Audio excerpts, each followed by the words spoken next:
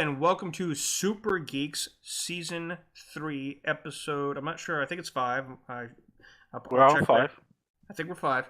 And so my name's George, and with me today, as usual, is my good friend Carlos. How are you doing today? I'm doing great. Looking forward to a good chat today. I think we're going to have one because of some good subjects. And Raul, how are you doing? I'm not the good friend. That's fine. I'll Oh, cry I'm into sorry. my mic. My other good friend, Raul. Yeah, that sounds realistic. It's a little forced, but you know. A little. I've known Carlos longer, okay? Okay, yeah, George. Actually, that's not true. I've known you a little bit longer, but Yeah, you actually have. Yeah, I forgot that we were on another podcast together, which we won't mention. And Son, how are you doing? Here. That's something. I mean, at least I'm here, right? Are any of us really here in the holographic universe? I mean, you know how they're talking about everybody being able to fake a dead movie actor like they did with with the technology that, like, they're worried about bringing back, say, like Elvis Presley or whoever, and is it disrespectful if we use that technology in the future? Yes. What if they do that with audio and Raul's actually dead and we're actually faking him with a modulation? Why though? I think we could do that. I could see that being possible. I could definitely see that being possible, and I just think it's going to be a licensed product. If we want to really talk about it, like Elvis's estate is going to license his likeness, most likely. Raul TM. Raul, exactly, Raul TM. So what do you got for us this week, George? Well, the first one I want to talk about is the fact that they're doing a TV show. FX is doing a TV show based on a graphic novel series that is not only controversial but very popular, and it is something that I read all of in a library once. Like, I think there was like 10 volumes of a graphic novel series called Why. Now, this one's going to be called Why. It's based off Why the Last Man, and I'll briefly summarize from what I remember what it's about. In the beginning of this graphic novel saga, which is going to be a TV show, something happens. All the men on Earth suddenly collapse and die, leaving only the women. They just drop. The only one that doesn't die is this guy named Yori, I think his name was. I forget. Yorak, whatever. It starts with a Y. And he has a monkey pet on his shoulder all the time. And throughout the series, it's basically sort of post-apocalyptic, except for the difference is that he literally is that trope, the last man on Earth. Throughout this series, people are trying to figure out what happened. What was it? A viral attack by an enemy that went wrong? Was it what happened that caused only the men to die? And you never get. This isn't a spoiler. You never clearly will get the definitive canon answer to that question. But they open up. They lead to different forks in the road, where it could be one of many different theories of what ended up happening. One of them being, and this is my favorite theory, if you watch Torchwood, Miracle Day, the idea is that there's something called a morphic field around the Earth that should cause all of us around the Earth to learn things like mathematics at the same time and things like that. It's something that's like a network that we all subconsciously are part of to evolve at the same time, even if we're like millions of miles away from each other. And the idea is that when the first clone baby was born, which is one of the many things that could have caused this to happen, nature said, well, you don't need men anymore. Boom. And that possibly his monkey made him survive this. But anyways, it's an amazingly well thought out, very interesting series. I'm going to start with Carlos because I know you're aware of this, and then Raul has a lot to say about this subject. What do you think of the idea that Diane Lane is going to be one of the stars of this series? And what do you think of the concept? Have you read the comics? I've read a number of the comics when they first came out. I think back in 2002. Yeah. And I thought it was a great concept. I haven't read it through to the end, so I don't know how it played out. But I think certainly the premise is an interesting one. Interestingly, also though, it is a premise explored by a comedy series on Hulu whose name escapes me at the moment. I'll look it up. But so it'll be interesting to see, compare, contrast, and see how they perform relative to one another. It's not Future Man that you're thinking of, is it? No, different show. All right, just make sure. But of course, this has been a bit of a troubled adaptation because it actually was optioned as a film back in, I think, 2008, and kind of languished in development hell for a long time. A lot of different actors were being bandied about for Yorick, Yep. and they were attached for a while. They backed out, and so it's had a lot of ups and downs going through its development process, getting dropped as a feature film, and then moving on forward as a series. So a lot of times, properties that go through that much turmoil in development have a hard time really launching. So I'll be interested in seeing whether all this development time made it better or diluted its premise. And Shia LaBeouf was originally attached to play the titular character. Right, and then he backed out because he thought it was too similar to the character he played in Transformers. And I will say this, I'm glad they're doing this with the root of the TV series. It's like sort of like, with The Walking Dead with AMC and with Game of Thrones. This is something that's, I remember sitting for weeks in a library and like just sucked into it, and I had to go back and read the next one, or I'd check out the books and like. But there's so many stories you can tell that happen within this time frame in the comic that it's going to be better served as a television series, way better than a movie, in my opinion. And I wonder how closely they're going to feel like they have to follow the comic, or if they're going to use it as a launching point for whatever ideas might be better. Well, The Walking Dead took a lot of liberties too, so it's very possible that they're going to take if they're smart, they're going to take every TV show has to take a lot of liberties. Yeah, sure. Otherwise, you can't surprise people because this is not just that, but the format is different for storytelling. It's not exact. The closest I've ever seen stories to comic was actually The Watchmen. Well, they got that new series from HBO coming out. Yeah, and arguably that's one of its downfalls. Yes, absolutely.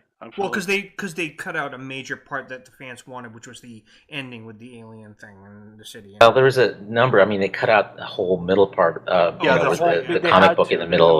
There was no space for the entire thing. Right. Well, that's the same problem we talked about, I think, last week when we talked about things like certain things like Dune and Ender's Game. You can't adapt them in short.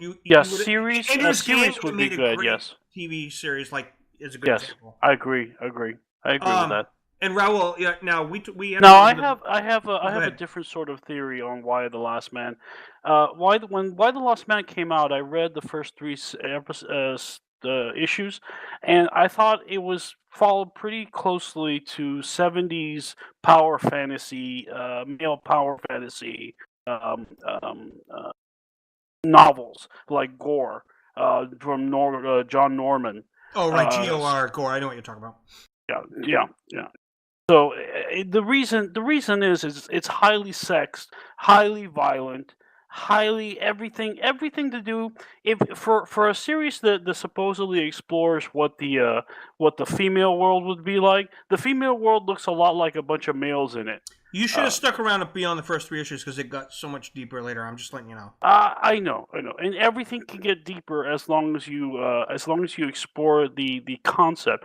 But the concept itself, to me, is shallow, and basically appeals to very negative points of the audience. I dislike that. I would rather appeal to a higher sense. It's the same reason why I didn't like Walking Dead, the comic book, because I'm curious. Did you ever see Preacher? I did see Preacher. What did you think of it? Did you read the comic it was based on? I read the entire run. Yes. And how do you think they pulled that off? I think they pulled that off much better. I think so too. I thought it was a great show. And another thing, if you're gonna pull off stuff from my youth. God damn it, bring Transmetropolitan on. That is by far the best comic book series I have ever read, independent of the superhero genre. Done, Well, let's see what I agree with you. By the way, I think that was a fantastic series. I wonder if George, what's the name of that other series? I think the one we talked about a couple of weeks ago is going to be on Amazon. Oh, The Boys. Yeah, watch what happens to that. If that one takes off. Yeah, because that's the same people that made The Preacher. Yeah, yeah. So if it does well, it could lead to other people wanting to make something similar. So has anybody noticed they're interested in making quote unquote controversial graphic novels into TV series lately? And that's not unusual. That's actually no. There's nothing wrong with it. In fact, I'm glad you brought that up, son, because what they're doing with this series is they're not capitalizing on the fact that we're in the middle of a golden age of everybody wanting superhero stories as much as recognizing that comic book graphic novels.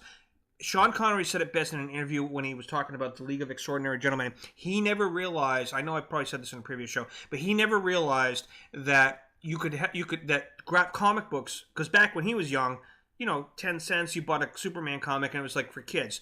He never realized that it had evolved to where they were storytelling that was as deep and as intricate as a novel, but it just happens to have pictures in it. He never knew that until he was reading it for the research of his role as Alan Quartermain in that movie, that things have changed, and he was shocked. And it's the same idea. I think we're in a enlightened situation where people are recognizing that if you say it's based on a best-selling graphic novel like 10, 15 years ago, people would have been like, yeah, whatever. Now you say it carries some gravitas to it. There's some credibility. Unless you're Bill Maher. Unless you're French. Unless you're French, which you've always recognized it as art. Yeah. Well, you know what I mean, though. Yeah, but in lampoon form, though. That's and Bill Maher is an asshole. So let me just go on the record. Right. Let's not derail.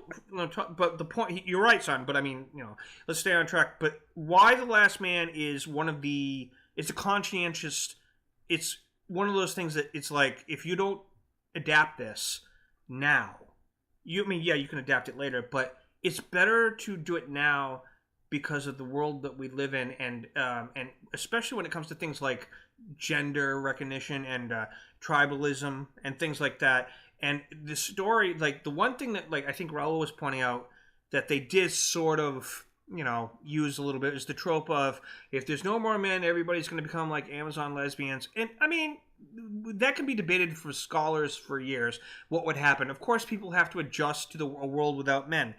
But the way they handle it in this series is, I think, fair, and at the same time, they have to titillate a little bit to get the people to read it. I mean, to buy the issues. I think that. But once it moves to television, though, you're talking about a different set of parameters in terms of what's going to make it take off. It is FX. It's not like HBO where they can show like raunchy sex. And things like that's kind of my point. It's like, why a TV show? I mean, a decade ago we had Sin City as a movie. Because this is too large of a story, that's why. It took like 10 graphic novel volumes for me to finish it. It's too long. You can't condense it like that. Not and do it justice. But otherwise you're okay, wait. The Last Man was like 10 volumes? From what I recall, it might have been less, but not much less. 10 graphic novels is what he's talking about. Yeah, but graphic novel volumes are a collection of like at least 6 Yes, issues. yes, I know. That's what I'm saying. Yeah, it took a long time for me to finish. So each of those volumes can be a season. Easily. It was like exactly. It was like a chapter of a book or a book itself in a series, like Dune, for example. Well, I think the key thing is, I think a lot of people focus on how well they're going to approach the series when they really should be focusing on how well they're going to approach the first season, because it doesn't matter how great your plans are if you don't sell it to an audience right away. I think that's why they're trying to go high bar, and they see the potential here when you get someone like someone of Diane Lane's caliber to be. Who I'm betting she's playing? I think it's a no-brainer. Carlos, if you read the first few issues, it's a no-brainer. She's going to be playing his politician mother. Yeah, she is. Yeah, I mean, I knew right away who she was playing. She's too old to play the what was her name? The girlfriend. Girlfriend. The one he's looking for throughout the whole. Yeah. But seriously, that character that she's playing is a key character. That was my only problem with the story, was that his mom happened to be the person that ends up it's sort of like Battlestar Galactica, the Ron Moore version. She becomes the de facto president because nobody else in the chain of command is you got all male members, and then she's the only one left in the chain that could be the de facto president. So basically, she's becoming the president in this series. Right, except it's not de facto. She is in the line of succession, so it is legit. Well, I agree with you, but I use de facto because I didn't You mean like it the in word. a De facto makes it seem like she's not really it, but she steps No, into it okay. just because no one else is there, and that's not actually what it is. Okay, okay. I didn't mean it in a disparaging way in any way. I just meant that, from what I recall, like just like with Battlestar Galactica, they didn't. It's such a long. Because instead of saying de facto, say by default. Okay. Well, isn't that the same word in a different language? No. Yeah. Anyways, either way, you know what I'm saying, though. She's the one that is next in line, like Carlos said, to be the president. And she becomes the president. So. Anyways, I'm really looking forward to it. Son, I know that you haven't read it, but based on our comments, I mean, in general, knowing what the principal concept is, what do you think about what's going on? I think it's something to look forward to. At least a little bit. I mean, if they pull an HBO and do another Carnival, nobody's gonna be happy. Carnival was a sad series that had so much potential. Wait, by sad, do you mean sad good or sad bad? Sad good, because they killed it. They murdered it. Yeah, I totally agree with you. I found it late, and when I came to the end of that series, I was like, no! Of course, I felt that way about, what was that other series? Deadwood. But that's coming back as a movie. The same thing. I think it was the same company, by the way. I could be wrong, but I think it was the same production company. They might be cursed. Did they announce? Does anybody know? Have they announced any other casting besides Diane Lane? Yeah, the guy who's playing Yorick. I've not heard of him before. Let me see his name here. Oh, they did announce. I was hoping. I mean, I would assume that you have to. He's the lead character, so His name is Barry Keoghan. Okay, I'll have to look him up. Sounds like a porn actor. All right. Then. I mean, his in-character name is also York, so. Yeah, he's Irish and was in Dunkirk. He was one of the characters in Dunkirk. He was the kid. He was the older brother of the kid who got. Well, I don't want this to be a spoiler, but there's a little boat that leaves England headed for. Wait! What is it you always say about not worrying about spoilers? Just say it. He dies, right? No, actually, he doesn't die. He's the older brother of the kid who dies. Okay, well, I'm pretty sure people can handle that information. That movie's been out for a while too. I haven't seen it, but I'm not worried about it. Although you just ruined it for me. No, I'm just kidding. Okay, yeah. So this is going to be a great series. I think it has the potential. They have been given a very strong concept. Now, if you got someone like Diane Lane, she must have read the script. Most actors don't just take a project. Some do, but most actors have to read it first. And if she was sold on it, then I'm thinking it has some merit to it. So I'm looking forward to seeing the development of this series. Moving on a little bit, we got some awesome news about, for me, something that I've been hoping was going to happen, but it's one of those things where the actors talk about it for years, just like how Dan Aykroyd kept saying, "Yep, we're doing Ghostbusters 3 for 2 decades." The Bill and Ted 3 is actually happening. I had to chuckle when you pointed this out as we were preparing for this show because I'm sorry, it's really hard to take that thing seriously. But on the plus side, I will say this, so that you can take seriously. I was reading an article today that Keanu Reeves actually has been secretly funding children's hospitals all over the world for years. Talk about that. Yep. Yeah, I posted that earlier, and not only that, but Keanu Reeves has been just a consummate philanthropist all his life. For somebody that took a lot of shit during the Matrix about being silly and ridiculous and this and that, he is a good actor that does a lot of good with his fame and fortune, and he does not get in. He's very humble. Very humble and a very good guy.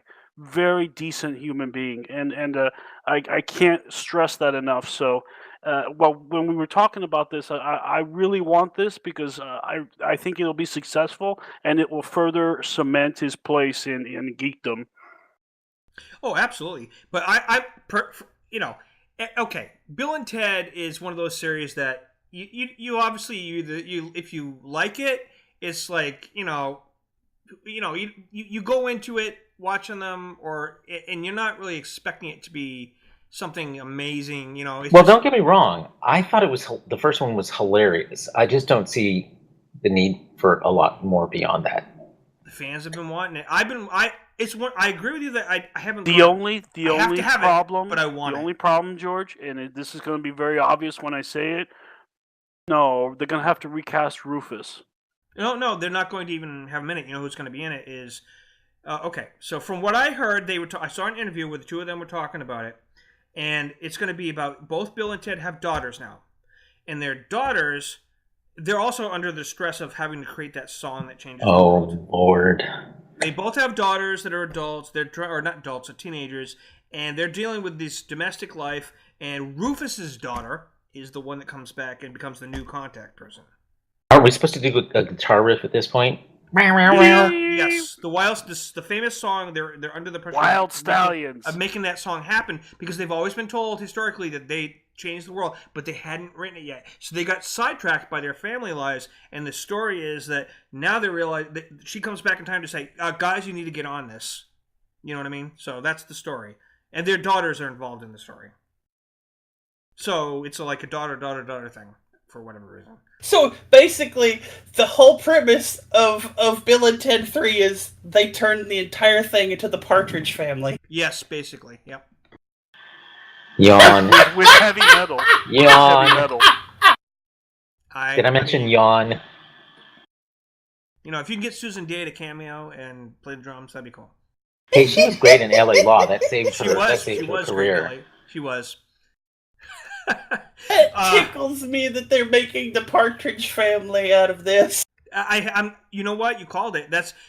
I'm not even guessing. This isn't like people doing fan theories. They actually said this is what the plot is on about 2 years ago on an interview, and they haven't changed the script. They said this is what it's going to be if it goes forward, and they've always said this is what it is, and this is what it's about. And we have daughters, and we've read the script. It's great. Keanu Reeves said it. The guy that plays Ted, whichever one he is, Bill, I think, his friend there. I can't remember his name, but he was on an interview and he said the same thing. They said, yeah, if it goes forward, this is what it's about. And they both said same thing consistently.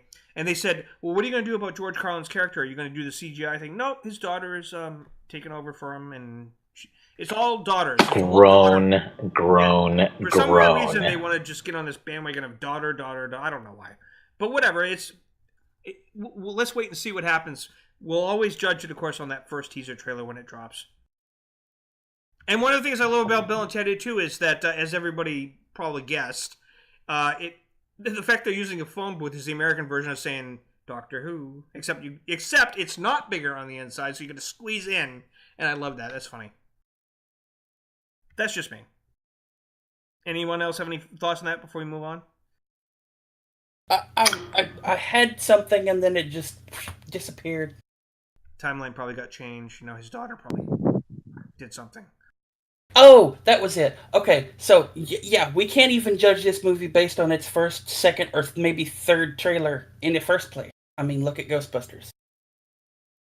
At least Ghostbusters had a concept teaser. The Ectomobile. But anyways. No. I mean, like, the reboot Ghostbusters. Oh. Like, all of that marketing was, like, this confusing mess of it's different, but it's not, because it's somehow also canon, but it's not, but it's also canon, but it's not. Hey, we didn't add this as a subject, but I'm going to sidetrack, not much, just for a minute. They're doing I don't remember the title, but they just announced the new Terminator. Yeah, very exciting. They got the older Arnold, and then they got the Linda Hamilton coming back. Badass. I used to watch the Sarah Connor Chronicles. Chronicles? Yes. And one of the things that impressed the hell out of me before the show was canceled was that they made an episode where it was clear that because of time travel, everything you're seeing in the series was an alternate timeline. And it was like, that was brilliant the way they did that. That way you didn't have to be beholden to, they could do anything. Unfortunately, it got canceled, but the way that certain episode happened was they basically said in the episode, from this point on, I don't know what the future is going to be because this is an alternate timeline. And I was like, that's brilliant. I mean, and you know, I'm not beholden to time travel stories because they're too Deus Ex Machina. Only because it was Terminator for me, it worked. But anyways, I digress. Well, I just feel like this franchise lost its way a long time ago, but that series would have saved it if it'd been able to get and keep an audience because it hung together well. It had a really strong female cast. It was fantastic. And Lena Headey was a fantastic Sarah Connors too. And the girl from Firefly. What was that band? No, Garbage. No, there was the girl from Firefly who played the female. No, that's Summer Glau. But I'm trying to think of the girl from Garbage. The singer was a guest star for a little while. Oh, I have no idea. Anyway, go on. Okay. The thing about Terminator is that it's the movies never accurately portrayed what they should have done for the movies themselves. I'm a little bit optimistic about this next one.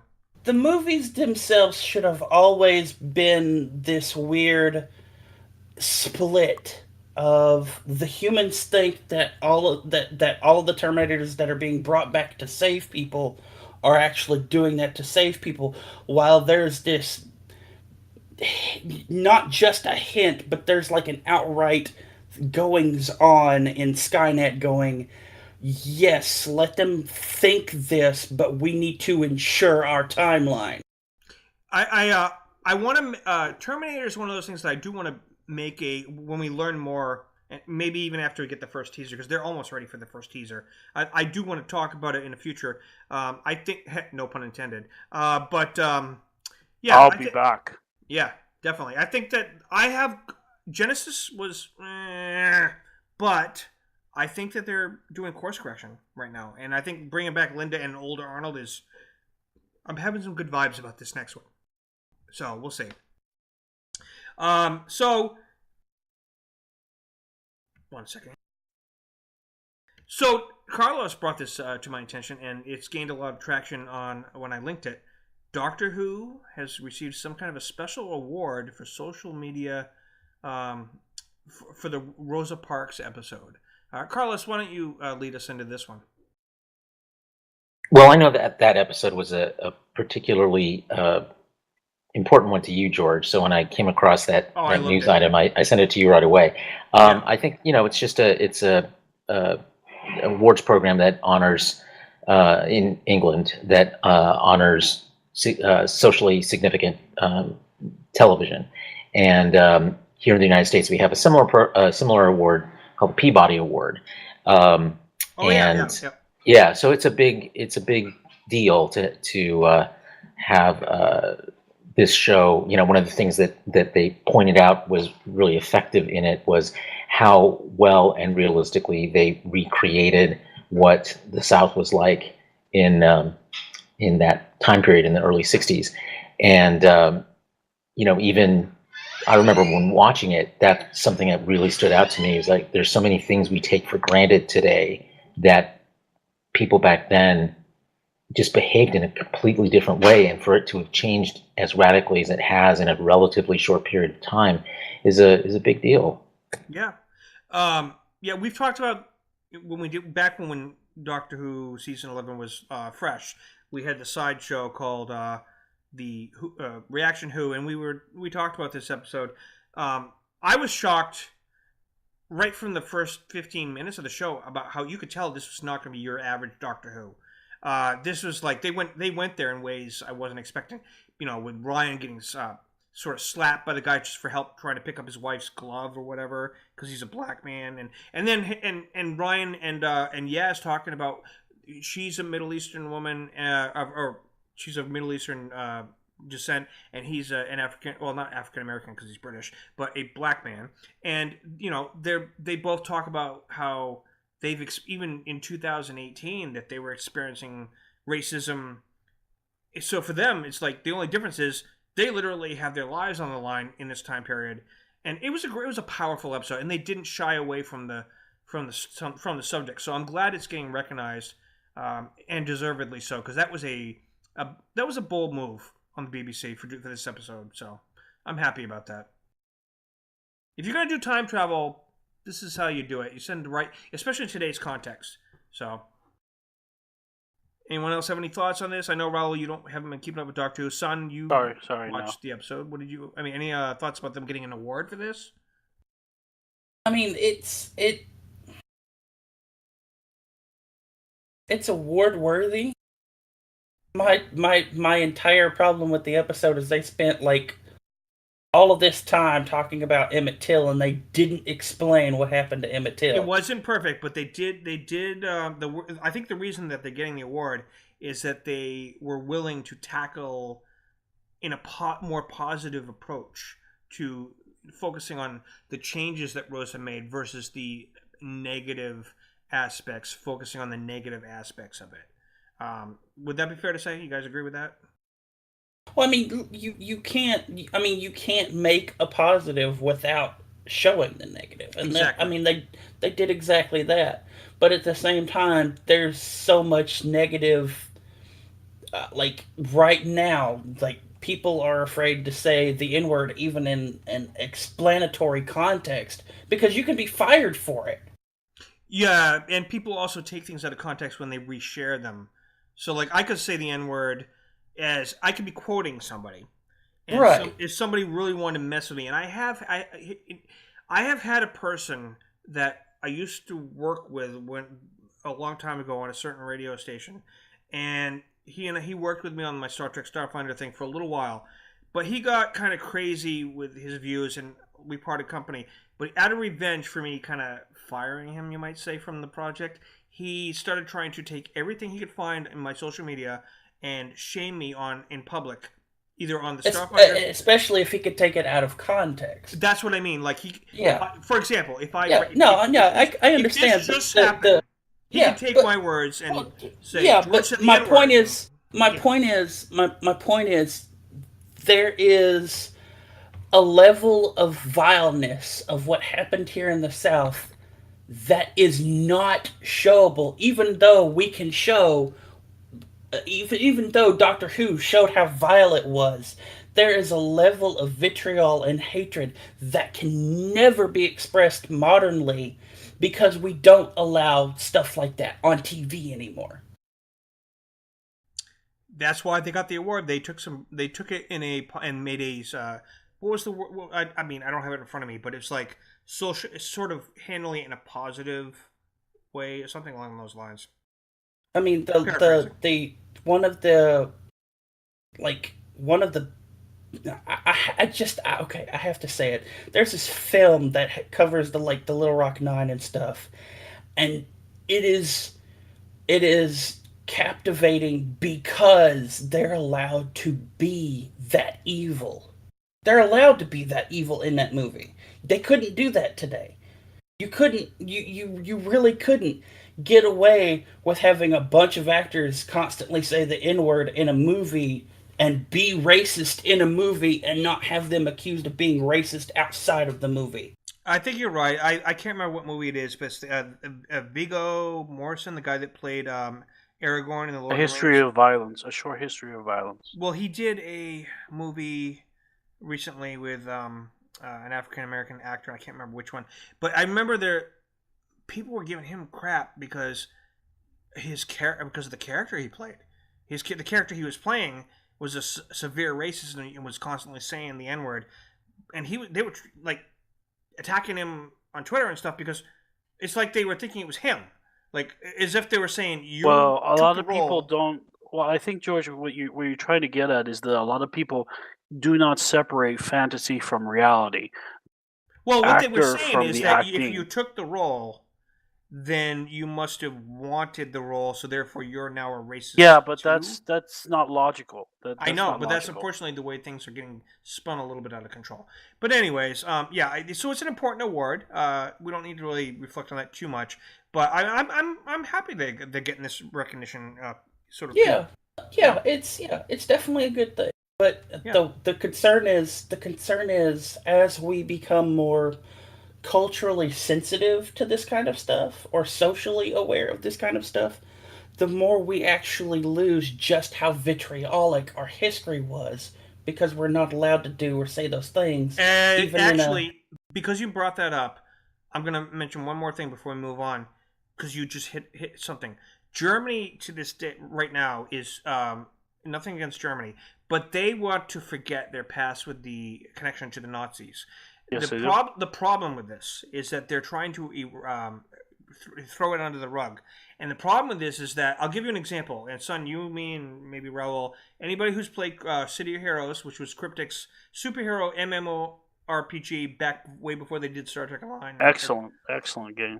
They had a problem that became big news when they used to have a bad guy faction that was a Nazi group. And because it went international, they have to follow international laws. When Germany protested and said, you need to remove the swastikas and remove the word Nazi from everything about that group, it caused a lot of people to just sort of backlash and go, well, wait a minute. So, because Germany is basically saying you can actually get arrested and thrown in jail for mentioning Nazis. You can't teach about them in school. That is not accurate at all. That's not accurate at all. Correct me on that. It's the depiction of Nazi paraphernalia. They're trying to clean up unless, well, it's not even that they're trying to clean up the image. They just don't want the imagery because they're ashamed of it. But unless the depiction is in a historical or a narrative context, they don't want the depiction at all. This is why Wolfenstein had to go through massive. At first, Bethesda had to go through a massive textures. Scrubbing. They had to go through all of their textures for the Wolfenstein game, so that they could actually sell it in Germany. So it's Nazi-esque, and the imagery is still there. That it's kind of Nazi-ish, but there are no depictions of the SS or the swastikas or all that stuff. I understand what you're saying, Carlos. I spoke before I thought. But I remember now, because people made a big deal out of this, so it was more like they're trying to hide the past. But that's where I'm saying, like, you don't want to historically, what's that old saying, those who forget history are doomed to repeat it.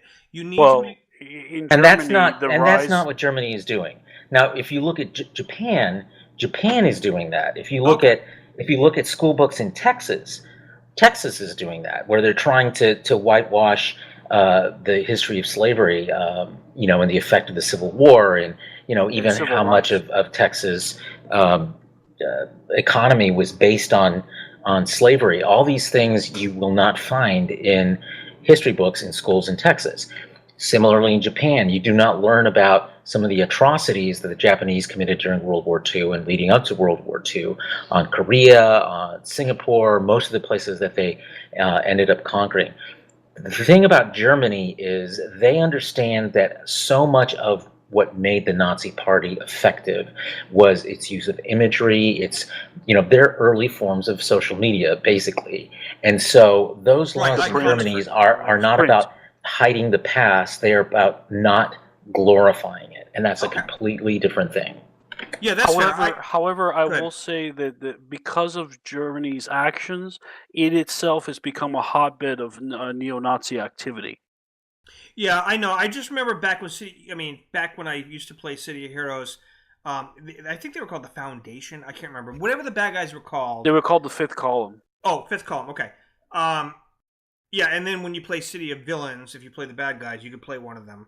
And I just remember that I didn't care. I mean, for me personally, I just remember that it was a hot topic because because what happened was they were, when you're in an international game, you have to abide by same problem with EA, what they're having for the problem right now with their EA Sports. Different countries have different rules. If you're an international game, you have to recognize international law, which means that if your game is allowed to be sold in, you're connecting to, say, Germany, and they have a law saying you can't have Nazis in your game, if you don't do that, if you don't concede, you miss that market. You're actually violating a federal. You're making a. Well, they will offense. strip your product from. No, it's not being just able that. to EA is being investigated for criminal. They actually violated the law, international law, by doing that. But I mean, I don't want to get into. I don't think I don't that's think correct. that's the way. That's the what That's they the way do. it was worded in an article I read, but I could be wrong. Well, it doesn't matter, George. They said they're being investigated about a possible breach of international law. It doesn't mean they did. Okay, wait a minute. That was over the FIFA loot box thing in Belgium. That's what. Yeah, I'm just as an example because they knew they had to comply. When here's another thing though. If you go back even further than the Bethesda Wolfenstein, I think it was Wolfenstein 3D. In Germany, they not only had to remove all of to sell the product in Germany, they not only had to remove like the swastikas and stuff. They kept like all the little eagles and stuff, so it looked Nazi. But at the time, video games were not allowed to depict like human being death or something like that. I can't remember the exact wording of it. So they had to make all of these Nazi characters into robots. Right. Like caricatures of the whole fascist movement. Well, this wasn't even caricatures. Germany didn't allow video games to depict like human death, like human on human violence. Well, we've come a long way, baby. That's true. All right, let's move on. So before I get into my mini review, non-spoiler, because Raul wants to see it on Netflix. Because Ant-Man and the Wasp came out. No, you know what? Let's just do this one first. Ant-Man and the Wasp dropped on Netflix. I've never seen it. It's one of the only Marvel films I haven't seen until it. Me too. Until it came out on. Oh, you too? Okay, great. I mean, I just watched it. Oh, awesome! So this is gonna be great. So, no spoilers, please. Yeah, well, they shrink. Is that a spoiler? And they grow. George, we're not talking about you out of the shower. Oh my God. That was good. Anyways, so I watched it on Netflix for the first time. Next is Incredibles 2. But I was so happy. I went, all right. I even had it in my queue, and I went, all right, I'll watch it. It's nothing against Ant-Man. It's just that it was one of those movies where it's like, if I don't ever see it, yeah. I was so happy with this movie. And the whole concept and the conceit of how you can use that technology and the performances, just, oh my God, I could go on and on. I loved it. What did you think, Carlos, since I know now that you've seen it? I thought they did a good job, as they did in the first one, of balancing the humorous and the dramatic elements in ways that makes it fit into the somewhat more serious parts of the Marvel franchises. So far so good. I'm looking forward to seeing how he plays out in the Infinity War sequel. Endgame. Yeah, because we know that the quantum realm and everything with Scott Lang is a big key part of this. I was extremely happy. I loved just everything, like the way they cleverly use the shrink technology and the way that they incorporate it, like everything. You open up sorry, Raul, this is kind of a spoiler. Cover your ears. Go nah. But you open it up like a hot like those Mattel toy boxes with the cars, and they're real cars. I loved it. They're shrunk, so that we have all these cars and buildings ready to go. You're just gonna unshrink them. Oh, that was fantastic. I love that concept. Now, if only we can do that with animals, then we can have Pokemon. Yeah. In D&D you could, but anyways, so I love the whole slavery, and I also thought the performances were great, and I loved the girl that plays Hope. Evangeline Lilly was fantastic in this film. Michelle, of course, Michelle Pfeiffer coming back. We all know that from the trailer, so it's not a spoiler. Michelle Pfeiffer, Michael Douglas, the chemistry, the technology they use for the flashbacks. This is not a spoiler, so calm down, Raul. The flashback. Marvel's been well known to be, well, Disney also. They did the de-aging tech back in the first Ant-Man when they showed them back in the 80s with S.H.I.E.L.D. when they did before the episode the movie opened. But this one went even further with Michael Douglas and Michelle Pfeiffer de-aging technology. Holy crap, did they really Oh my God, what did you think of that part by itself, Carlos? Well, there were certainly aspects of this movie that were pretty epic, and I think that I really liked the way that they contrasted those with some small, very human moments. So, no pun intended with the small, very human. Exactly. The de-aging technology was amazing, though. I mean, Definitely. Michael Douglas, that actually worked, but you notice that they didn't linger on it for very long. Right. Well, every frame costs a little bit of money. I've seen behind the scenes how they do that stuff. Also, we know that like when they do Captain Marvel, the whole movie they got to do that with Samuel L. Jackson. Not quite to the extent they had to with these two, but that one scene where they were getting ready to leave and say goodbye to Hope, the de-aging tech was just. I was sitting there going, wow. I mean, it was amazing that they could do this, and it just shows what in the future they can do. And I'm just like, wow, that was impressive. So yeah, Raul, you have a lot to look forward to when you see this. This was great, and Michael Pena, of course, was hilarious as usual when he does. He's an excellent actor. It's a truth serum. I was laughing so hard in this movie. Yeah, that was a great scene. You mean it's a truth serum? No, it's not a truth serum. It's a truth serum. I mean, it's a little note that pays off throughout the whole film. All right. So, yeah, definitely check that out, Raul, son. Anybody that has Netflix. Ant-Man and the Wasp. By the way, I have to mention it. They did say it is the last Marvel movie we will be getting on Netflix. From now on, you're going to have to go to the Disney streaming service. Sorry, guys, that don't like this whole concept. When is the Disney streaming service starting, George? I don't know off the top of my head. Or any... If anyone wants to look it up while we're doing the show and you pop up and say this is when it's starting, I don't know. I think it's starting soon, sometime in the next few months, maybe by summer. Okay. All right. But, I mean, but anything going forward, the last licensed thing for Marvel movies was Ant-Man and the Wasp. So you got your Infinity War and you got this, but anything going forward, Captain Marvel later on, all that stuff, you're gonna have to go to the Disney service. So it's just the way it is, folks. Sorry. Competition for Netflix. New World, Brave New World. Oh my God! Speaking of Brave New World, I see what you just did there. Yeah. Thank you. And you almost made me skip the next subject to go to the one afterwards, but I'm gonna just Shazam. Carlos and I love DC. I know Raul, you're a Marvel fanboy, but I know a lot of DC. Okay. We've talked about the Shazam trailers that have come out. There's been a big... I have something to say about this. So, there's been a big controversy. You really couldn't mute that? No, I'm just kidding. It was too... I'm the pervert. What do you want? I'm joking because I've been guilty of that myself. But anyways, Shazam has been rumored to have Superman and possibly Black Adam as cameos in this movie.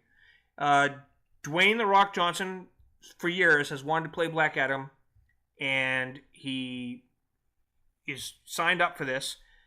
And Henry Cavill was supposed to do a cameo supposedly for this movie. And then it was back and forth. Did they film something? Did they not film something? Recently, there's been an emergence of rumors that an early screening of Shazam shows that both of them are in the movie without the faces of the actors being shown, meaning that they had body doubles. So I have heard different things. Nobody has had a concrete, credible source to confirm it. I have personally, I'm not going to say who the person is, has somebody who is in the industry, not the industry, but they get invited to these early screenings. And she told me that what you heard is true, but they could change it because that's why they do these screenings, to see what works and what doesn't work. So that's correct.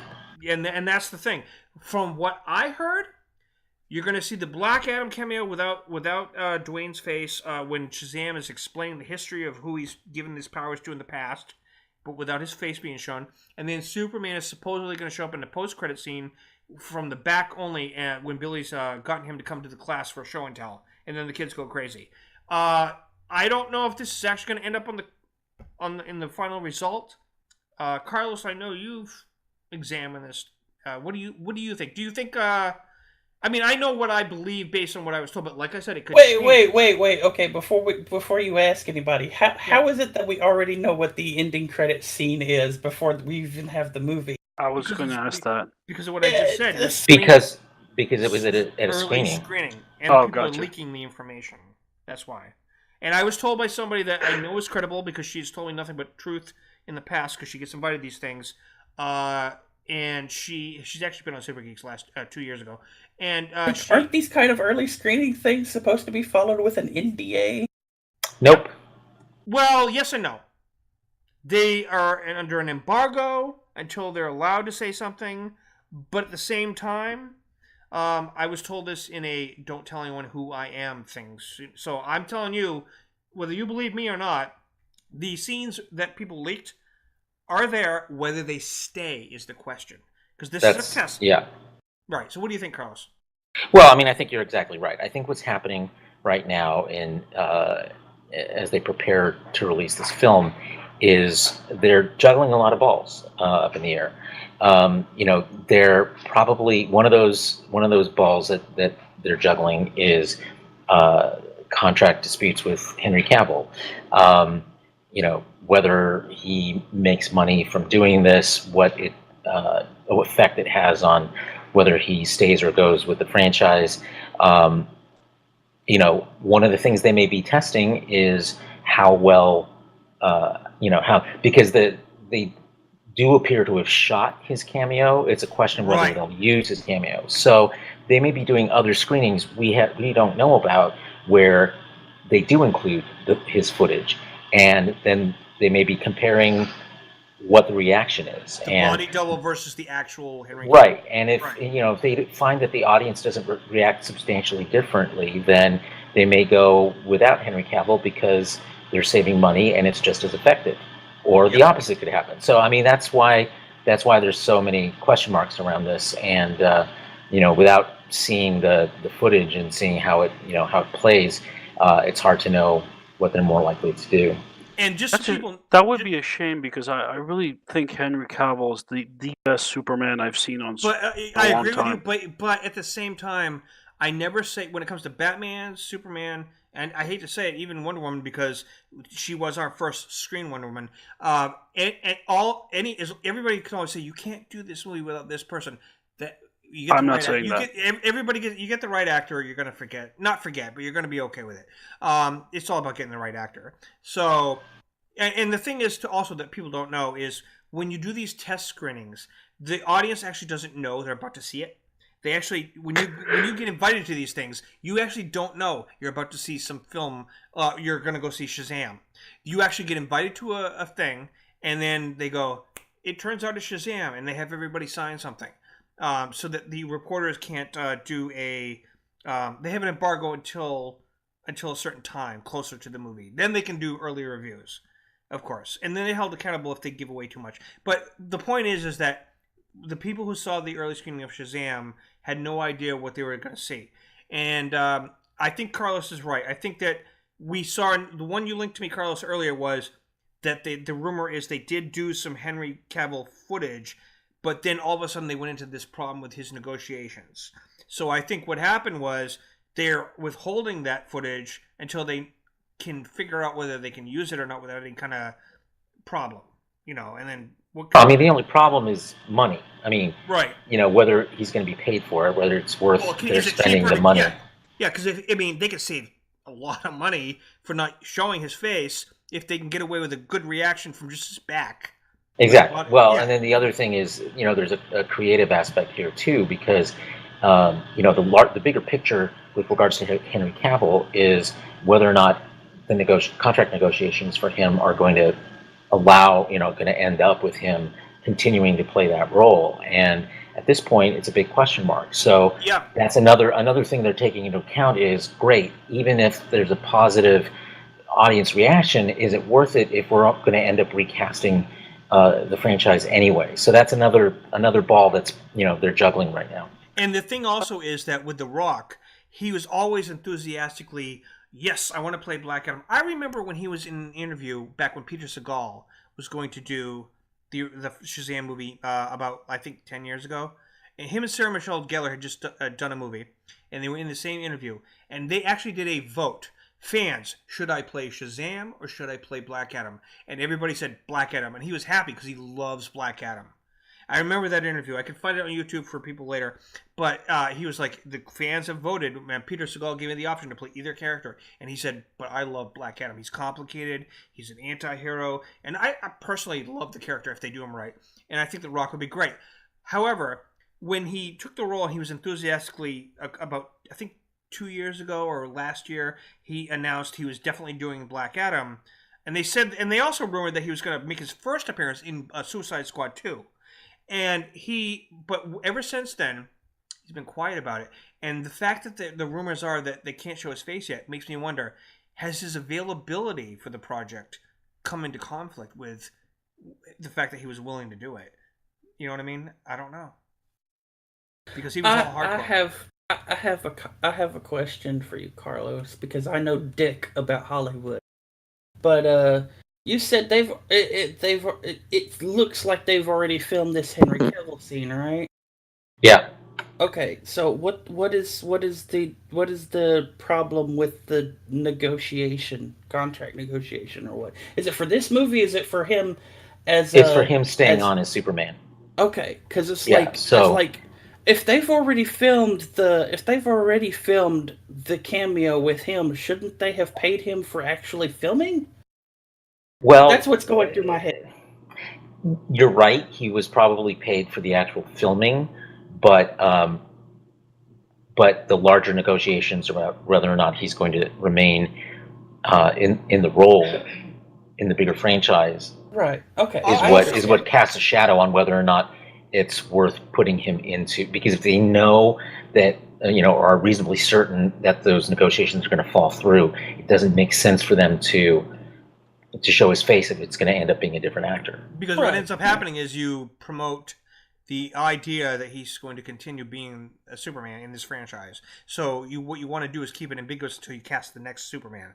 At least that's what I'm gathering. Because you're I completely understand the ambiguity, because they might recast him. My point is, you don't have somebody make free cheeseburgers just so you can fire them, so you don't have to pay them. That's my point. I'm like cheeseburger economics theory. Is nobody's cheeseburger maker. So I'm like he's literally filmed this cameo, but now there's a contract dispute. Did he at least get paid for the filming? Because if not, of course he did. Of course he did. But the bigger picture is, everything when it comes to these negotiations, everything is on the table. So it's a bargaining point for him to say, yes, I'll stay on, therefore you can use this cameo if you give me a better deal for the bigger franchise. Sure. So that's where the negotiation. He gets a per appearance stipend, but he also gets a contract bonus for basically all the franchise. I think that what's going to end up happening... Honestly, we know that Ben Affleck is out. That was announced. That's a sad thing. I think Ben Affleck he was good, time. but I mean, there's been plenty of great actors who play Batman, so I'm not too worried about that. But he was good. He did a good job. He gave us something. So, but with Superman, Henry Cavill's thing is very much... I got this... I'm leaning towards thinking he's going to keep doing it. But I don't know, because The Witcher may interfere with that. We don't know that. I mean, we'll see. It's possible. The Witcher could he might be bigger on The Witcher than he has ever been before. No, I don't think you're going to find that. He doesn't look that great as Geralt. Well, that was a test thing, and somebody pointed out to me, they're going to add the scars and whatever. Yeah, but look at how everybody derided the test thing of Joaquin Phoenix's Joker. Yeah, but all I'm going to say is The Witcher's going to be big, but it's not going to be Superman big. That's a huge difference. We'll see. We'll see. Oh, yeah, I mean, sometimes it's easier to do a TV show, so that might be part of the thing, too, the scheduling and all that, how many hours you put in. But anyways, so we'll see what happens. But the Shazam rumors, hey, let me put you guys this way. There are very few movies that I'm going to say, I'm going to go day one. Star Wars, the big ones, like the Episode 9, for example. I didn't see Rogue One on day one. But Star Wars... And this time, I'm going to say day one for Shazam. Captain Marvel, I'm going to try to make it day one, but if I don't... I'm going to make it the weekend of. I'm not going to make it day one. Right. But when it comes to Shazam, that's one of the few movies I'm like... Because I remember a story... this will take 2 seconds. I grew up with Shazam, the TV show, Saturday mornings. I was talking to my brother about this the other day. When I was a little kid in the 70s, I would go over to my cousin's in Massachusetts, and back then you didn't have VCRs or anything like that. And I was going to be there on a Saturday, or going into Saturday night, and I said to my aunt, I said, hey, I'm going to tape record the opening thing of Shazam, and everybody, my cousins, when they start talking in the background, I started flipping out on them, like, shut up, I'm trying to capture this. And I just remember, oh my gosh, Shazam is, like, to me, like, a big thing. And when these first two trailers, I'm day one. That's all I gotta say. They captured everything that I love about Shazam, but in a way, as an adult, you can only appreciate it. I just hope they don't go too goofy. Right. I've said this before, so I won't belabor the point. Kingdom Come Shazam. It kind of. I love the Kingdom Come Shazam. The Kingdom Come Shazam was brilliant because we didn't know he was actually not in his Shazam, Billy Batson as an adult versus transforming. That was brilliant because we didn't know, because the idea was that it's Billy Batson as an adult, not a different body. You know what I mean? So that was brilliant how they did that. Yeah, I thought it was very clever. Yep. And if people would ask, why wouldn't you just stay in that magic body? Well, think about it. If you have relations with a woman, or you do whatever, your normal life, you could actually accidentally hurt somebody because you're so powerful. So you would, of course, want to sometimes transform back to a mortal form. Makes sense. I don't think that's the reason why. Remember, one of Shazam's powers is wisdom. I think he would... That's a good point. Carlos, you're our... the Wisdom of Solomon. Yeah, that was it. That's right, Wisdom of Solomon. Yep.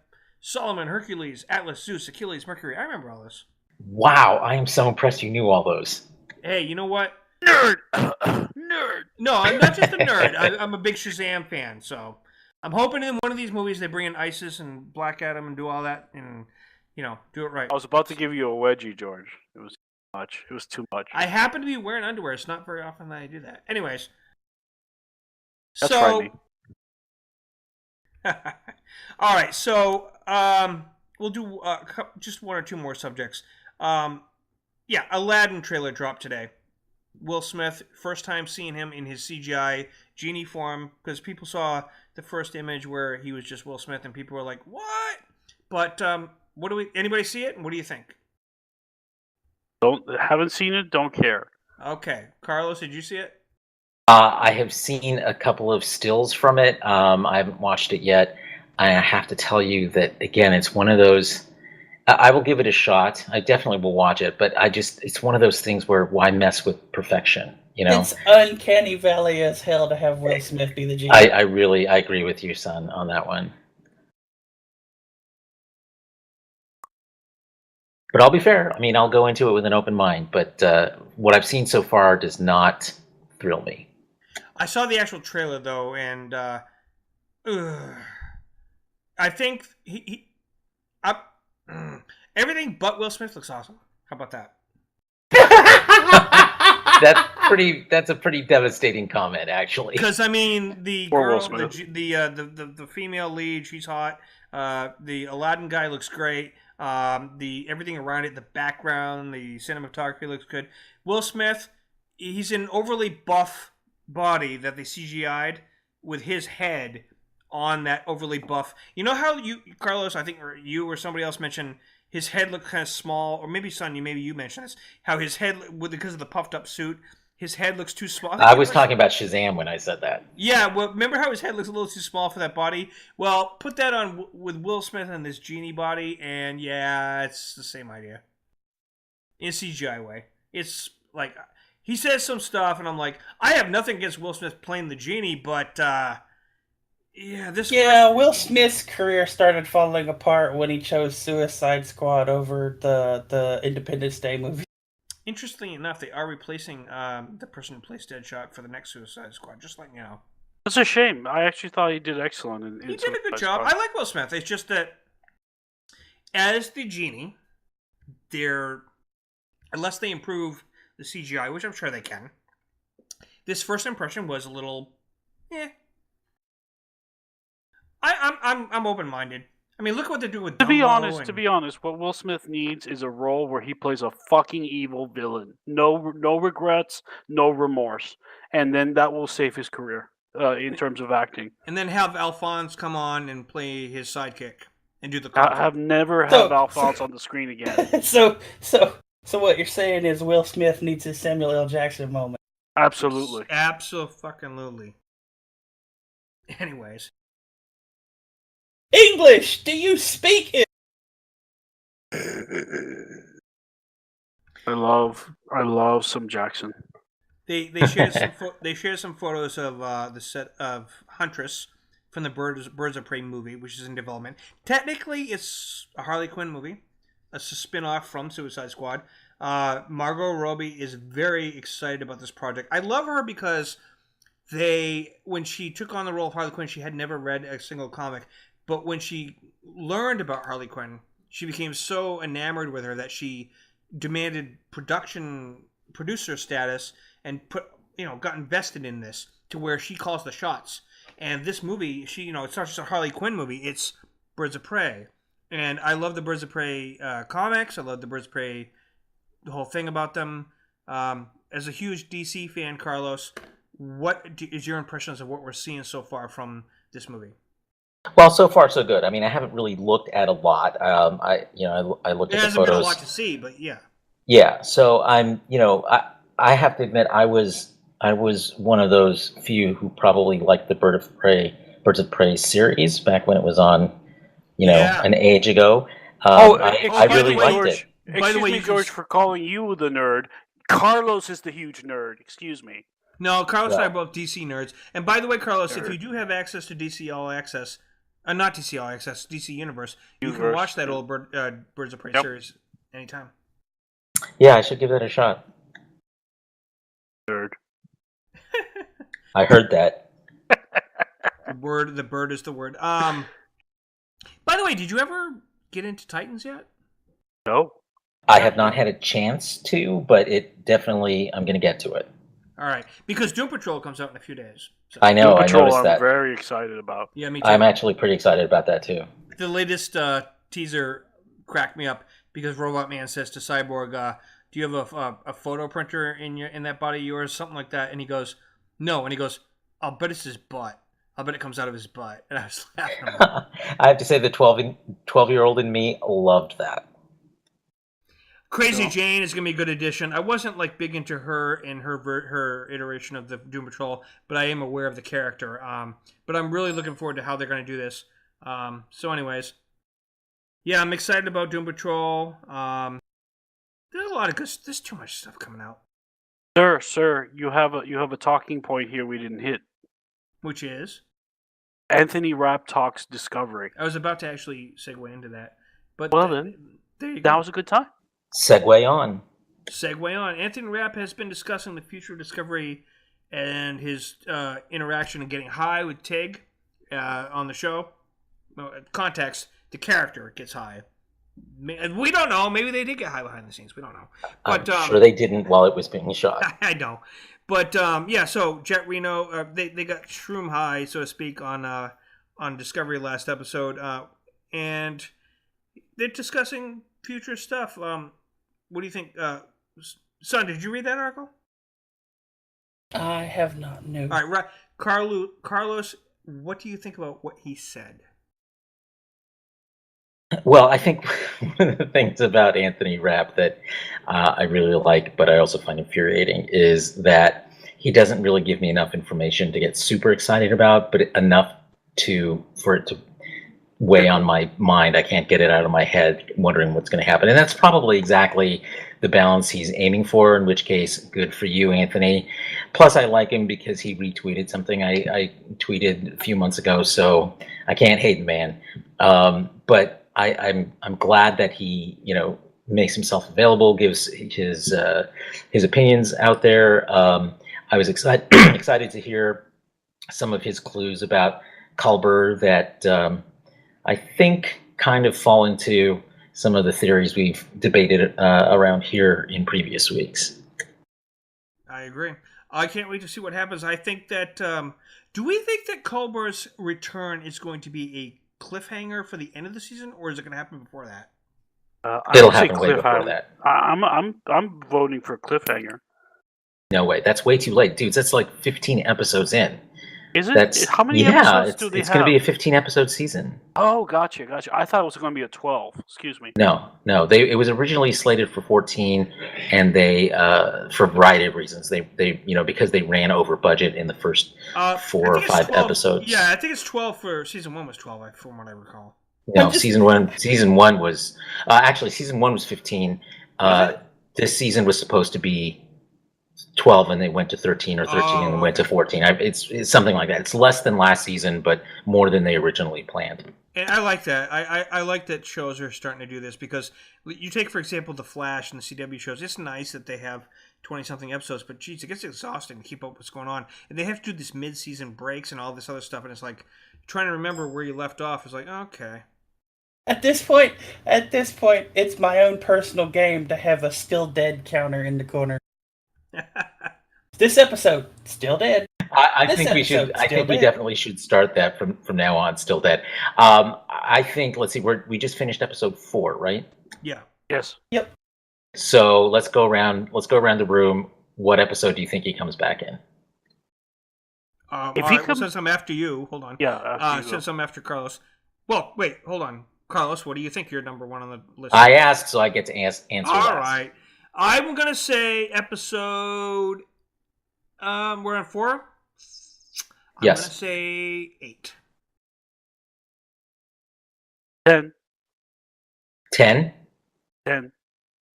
Son. I'm going to say it's going to be around the end of the season. That's not a number, son. That's just guessing. I don't know. I can't tell you like. You guys have confused me on how many episodes are in the season. That's fair.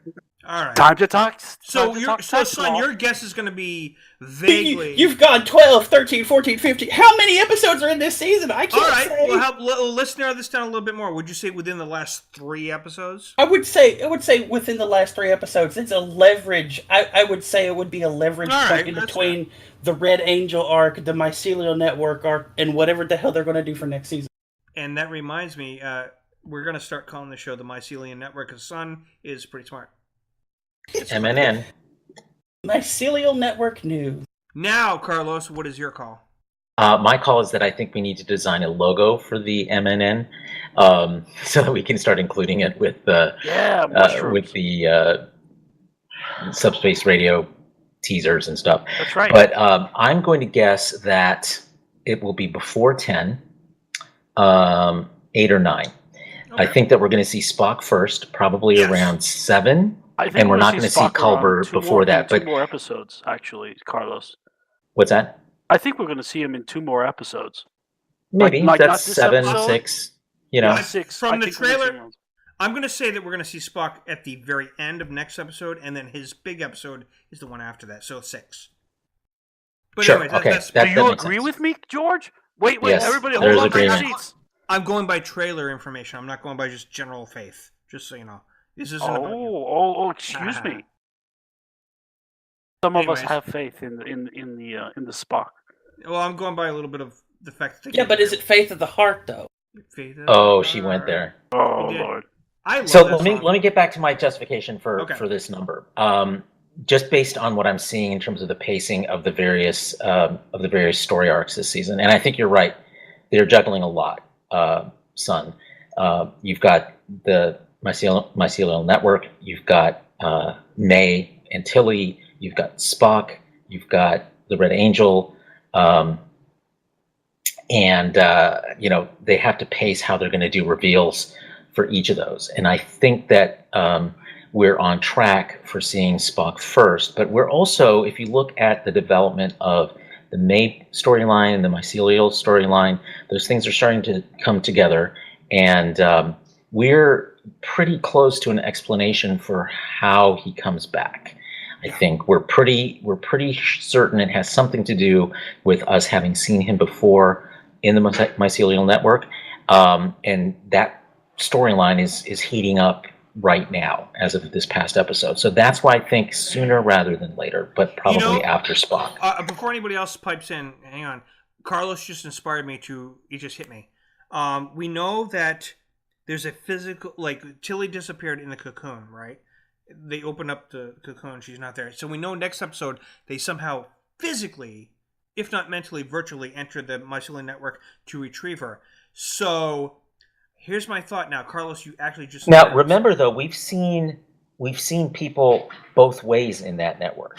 Because remember Mirror Stamets, his body was still in his universe, and his whatever it was consciousness was in the mycelial network. Correct. So we've seen it depicted both ways, and we saw. Go ahead.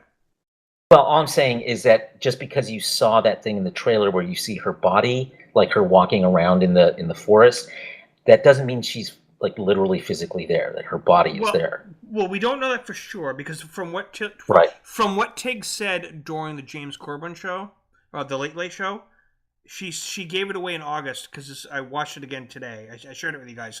She said that when she had to play a scene where she rips open the cocoon and there's nobody in it, she goes, no! Which is, she was describing the Tilly scene. And this was, so basically, because of that interview, I know that when they open it and we switch to next episode, she's not in there. It's like she vanished. So that suggests, I could be wrong too, that she didn't say it right, but I think she did. And it suggests that there's a physical transformation from, like, the cocoon allowed her to enter the network physically. So what I'm trying to get at is that I kept my idea was that I could see Colbert's his mind being in the network, but where do we get the new body? At first, I thought it was that he's going to merge with his mirror universe body and have a duality. But now, because of what they set up here, if what she's saying suggests the truth and that you can physically go back and forth through the network through the cocoons, maybe the network somehow is going to create a new body for him to come back in. I don't know. But there's something there. A spore body, sort of? Maybe. Oh. That's because I think there are several possibilities based on what we've seen so far.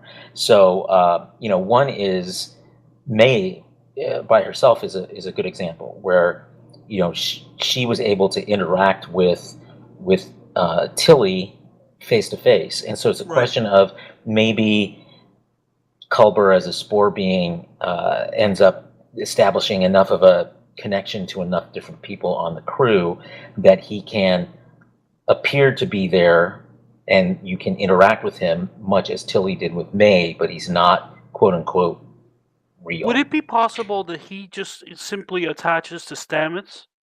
Yeah, that's what he was saying, and that is possible.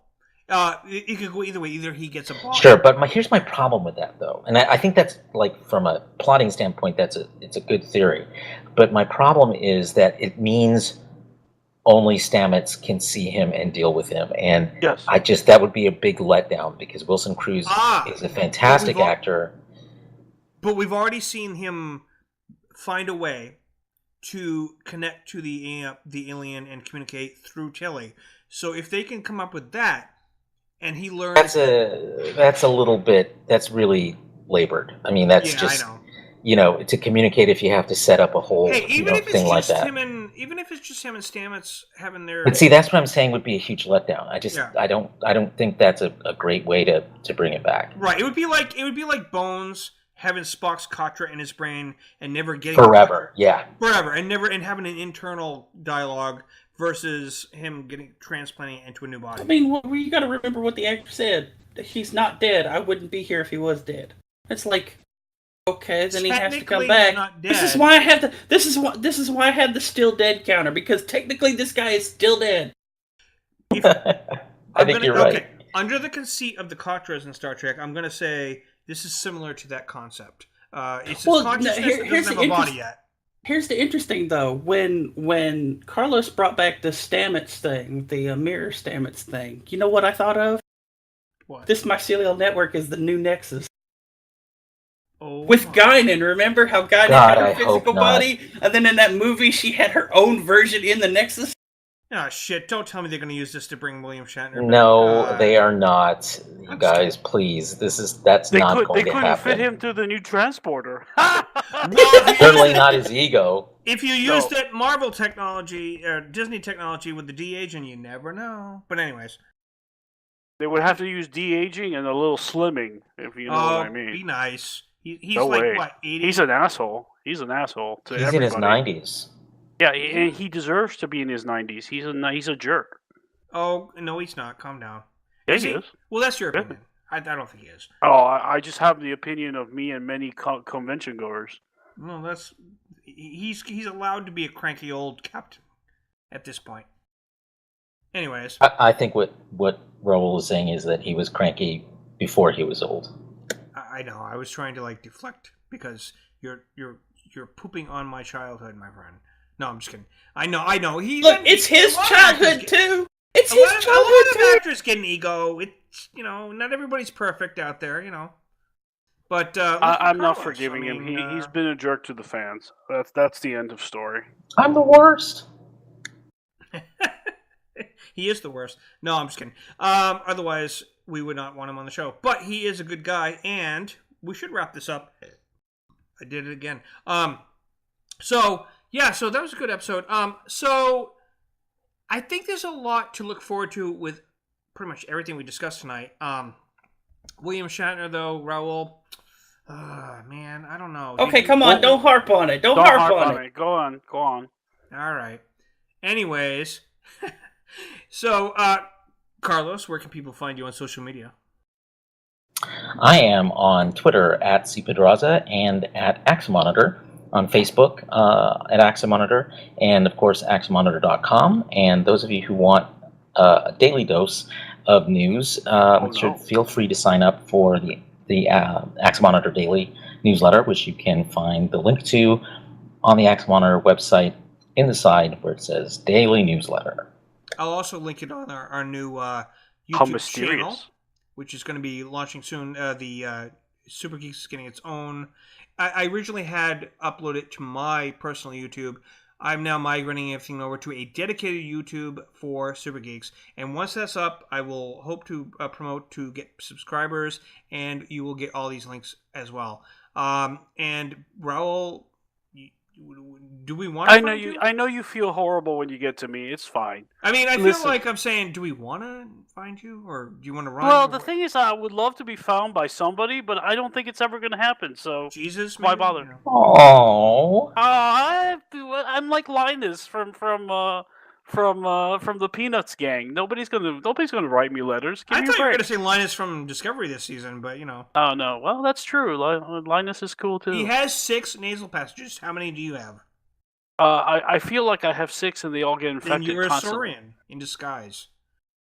He has great lines. Anyway, point being, he did. I love when he said having a cold contact sucks. information, ladies and gentlemen, because I don't think any of you care. So, moving on to Sun. I care. So what he's saying is, if you care I about friended you on Raul, Facebook, man. If you care about Raul, leave a comment, and whenever the hell this gets posted on YouTube, saying you care. You're on and I will make if one person says that they want to contact me, I will make a public profile. Good Lord, is that all it's going to take? There you go, audience. The gauntlet has been thrown. One person. Oh, my. And it can't be anybody on the crew. So That's right. It can't be on the spot. Yeah, and you put everybody on the spot now because if nobody contacts you, you're going to be on suicide watch. I'm not going to be on suicide watch. I'm fine. No, I've already. Son knows. I've already been the unpopular person in the podcast. He's literally already made peace that nobody wants to deal with him. Literally. Right. I was joking, anyways. Son, where can people? I know you have something to say. Where do people find you? You can find me on Facebook at facebook.com/SunsailFan. That's where I would post the links to these YouTube videos if they existed. They will exist. New channel. And that's what I was about to say. We have... Everything's been kind of waiting for the moment it's going to be big. It's going to be huge. No, we got a new YouTube channel coming out. So you can find us on Subspace Radio. Subspace... Son, correct me, because again, like last night, I'm like... Subspace-radio.net. Right. And you can find us there. Mondays, Eastern. 7 Pacific time, 10 p.m. Eastern time, if you want to catch it live, which is a good thing. And you can also now catch us on the rewind. It actually starts this week because we had to double check that. But all the archived episodes starting this week will be up there. And also, I will be making a website at some point soon. But we have also, like I said, the YouTube channel is coming out. Well, it's made. I'm going to reveal it soon. So I will be back cataloging certain episodes from this season, such as interviews with Dave Galanter, Larry Nemesek, and other people. And Nemechek, sorry, I mispronounced his name again. And, so there's going to be a lot of fun there. And, so there's going to be stuff coming in the future. And all these things that Sun just told you, you'll actually be able to find her. And I'll put it on the Facebook group, too. By the way, doesn't that sound creepy? And if anybody wants to find us on Facebook, by the way, it's Facebook.com/SuperGeeks7. If you want to find us on Facebook. Join us and hit a like and follow what we're doing, and I will not disappoint you. So that's all for this episode, and I want to thank everyone for joining us, and we will come back with some new content the next time, and thank you for joining us. Good night, everybody. Bye. Bye.